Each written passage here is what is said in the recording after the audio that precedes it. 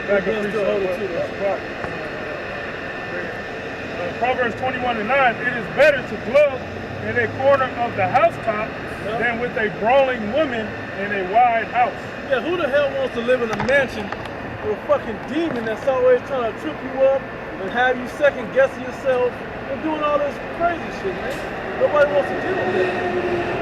Men want peace, because we have enough ops in the world.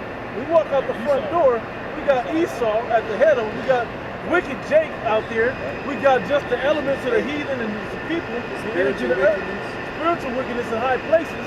Then you gotta come home, working all, breaking your back at work all damn day to come home and deal with a woman that just wanna, so what you wanna, this trying to manhandle it, man. Complaining, nagging and shit. Man. What did you didn't say, what's his name, he passed? Chief O'Neal. Yeah. He said, you know, handling your business, she come on and, hey, did I make it better? Is it better? Ain't it better? Yeah, he said, I'm in the room chilling. Yeah. She gonna go change up everything you got going on. Exactly. And then trying to make you believe it's better. Bullshit, man. This righteous way is the right way that people are supposed to be living on the earth.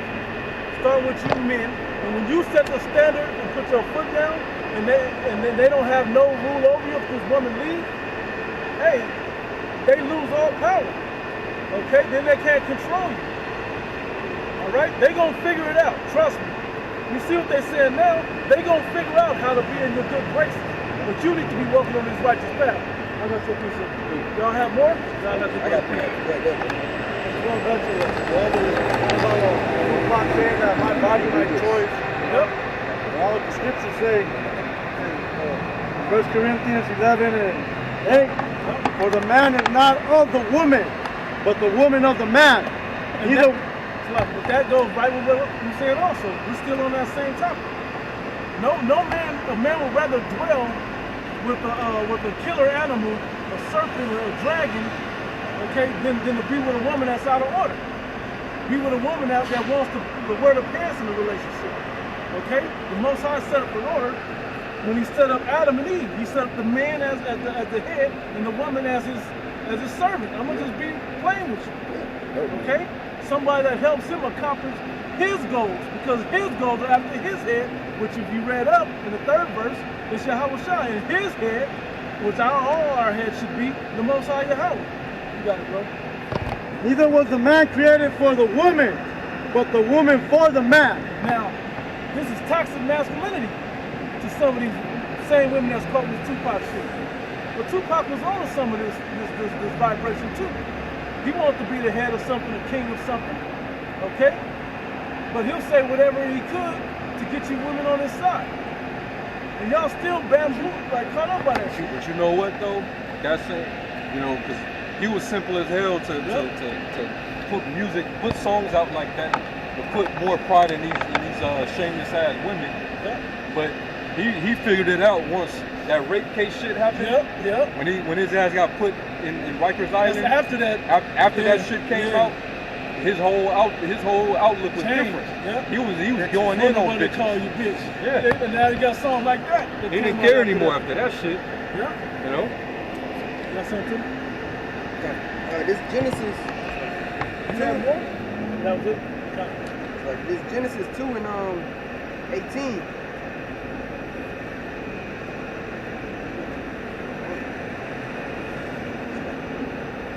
Because the brother just brought out that in 1 Corinthians, basically saying that the woman was created for the man. This Genesis 2 and 18, it says, and the Lord Yahweh by Hashem Yahweh Shai said, it is not good that man should be alone. I will make him a help meet for him. And that help meet means what? Help meet is literally one who aids for him. You know? So her duty is supposed to be unto her man. That's right. It's that simple. Third chapter said it. Also, going back to Corinthians, if you can go to it, 1 Corinthians 7, where it says the wife have not power over her own body, but the husband. 5th, 6th verse, 7th. Get that.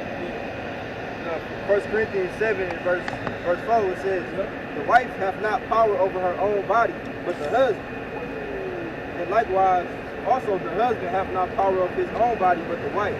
Well, what is that saying? Is that saying, well, I control you. this is equality right now? So, basically she can make you do some shit. No, what that's saying is, like for example, in your marriage, there's a set time when you might want to, separate from your woman because you want to give some time to the Lord. Next verse. You want to keep away from your flesh, right? You have to, basically, y'all have to work that out together. Yeah, agree upon it. You have to agree upon it. She feeling like, well, you know what? I respect that. Yeah, by all means. I'll leave you alone. I'll bother you. You know what I'm saying? And then there might be a time where she be like, well, babe, we ain't did it in I don't know how long. I've been itching, burning, like. And you have, as a husband, you got to do your duties in marriage. You may not feel like benevolent, so do what you do. Yeah. But then after that, then y'all can come to that agreement, like, all right, so we got this weekend. we got this, agreement. Right. Hey, you know what I'm saying? That's basically just to keep the peace in your household. But that's not saying, well, I just had this child, or I'm pregnant with this child, but I don't want it. Right. And you can't, because you can't control me. And you can't control me. Right. So I'm going to abort this child. Right. No. And that's, he has power over you even in that regard, because what comes out of you is what came into you first. And where did that come from? It came from out of him. Right. Still can't break that commandment. Exactly. Yeah. You can't break that commandment, man. All right, and there's a law where basically if a woman tries to send a vow to the Most High, it got to go through her father or her husband first. That was done through Sarah. Yeah. When she was barren, Abraham had to pray. Yeah, somebody find that for me. To show you that the man actually does have the power over his wife. He got something. I think it's in Numbers.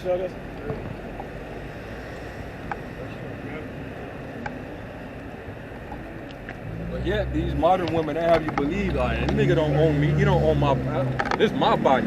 Bitch, you ain't make yourself. You made yourself? You gave yourself them ovaries, bitch? You gave yourself them eggs?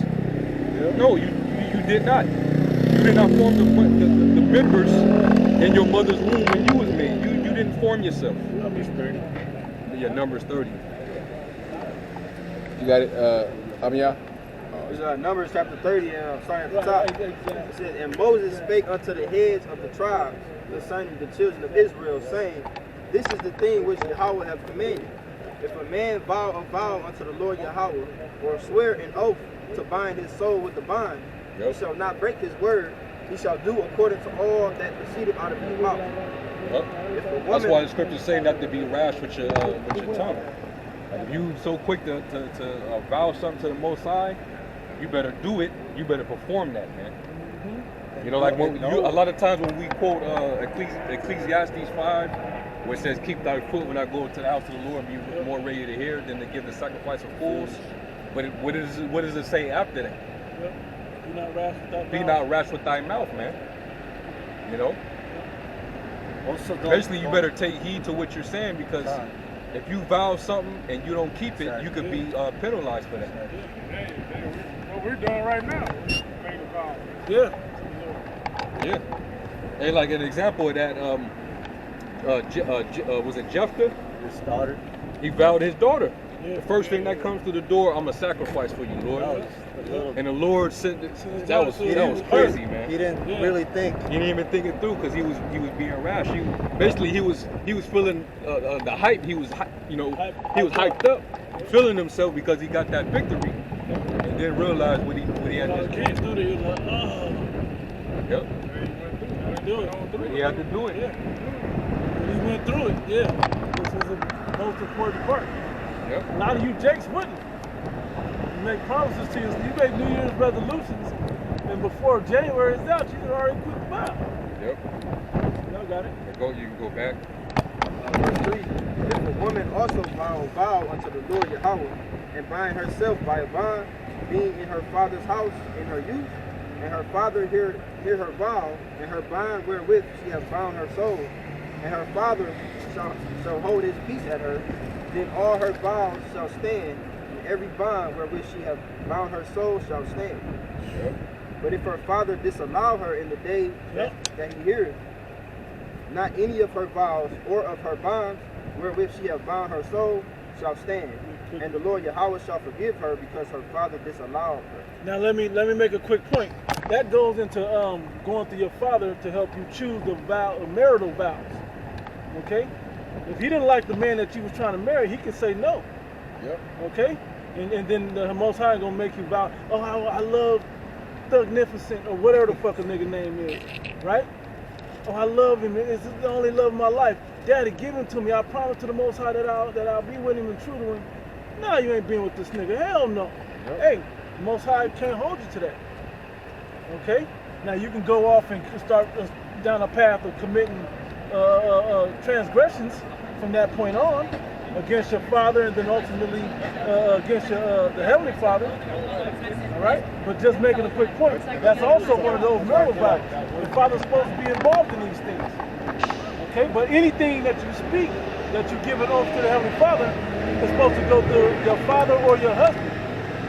Y'all got it. Showed you that the women were, that when they were younger, they was under their father. You under the possession of your father. Mm-hmm. And then once he married you off, you're now under your husband. Right. All right. That's why a lot of these people do not like. They don't like the scriptures. They don't like the Bible. A lot of these women don't like the Bible. You hear what it really You says? hear what it's really saying? Oh hell no. Mm-hmm. You know. But this Or they'll say, oh, well, that was in the Old Testament. That was Right, the old. That was in That was in the old world. yeah. We're not under that anymore. We're not under the old covenant. Which is bull, because this is still beneficial to you forever. Wisdom is wisdom. It's always going to be beneficial. Yeah. The truth is always going to be beneficial to you. The law's gonna be in us. Yeah. So that means all this is we're gonna be keeping these ways even in the kingdom. It ain't going nowhere. It ain't never going nowhere. Go ahead. Verse 6. And if she had all an husband when she vowed or uttered aught out her lips, wherewith she bound her soul, and her husband heard it and held his peace at her, in the day that he heard it, then her vows shall stand, and her bonds wherewith she bound her soul shall stand. But if her Yep. No, go ahead. But if her husband disallow her on the day that he heard it, then he shall make her vow which she vowed, and that which she uttered with her lips wherewith she bound her soul of none effect, and the Lord Yahweh shall forgive her. Yep. So the Lord can block it. Yep. Through your husband, it's like your husband can block that. Yep. All right. If he doesn't agree with it, he can block it. All right. So this is just another example. All right. But you women here in America, you've been spoon-fed with a lot of deception. You live in a fairy tale world that the serpent painted for you. All right. Now family structure has been strategically dismantled by taking the men out of the household, the decision-making process. Okay, the use of, and as we notice, we bring it up all the time. Women weren't given wisdom and understanding, so you're supposed to get that from the male that was in from your father, or then that first man you lay with, your husband. Okay, that your father approved of. Is the way it was supposed to go. And why did Paul say about the women in churches? If you're going to learn anything, learn it at home. Because he may not teach, because the scriptures also say, teach not thy wife with evil lesson against thee. And if it's something that you know, but you don't want your wife to know because she could take it into left field, because you know her like that. She may not be able to handle it. Handle it, right. You don't want to break that down for her so that she fuck around and become unprofitable and destroy herself. To your household. I got to do. Yeah, man. There was a little more on that, or that was it? Let's start speaking about widows. Widows? They don't know shit. Who's anybody had something? I think, is you still holding? Oh yeah. Proverbs 12 and Come a little close to the camera. Proverbs 12 and 4.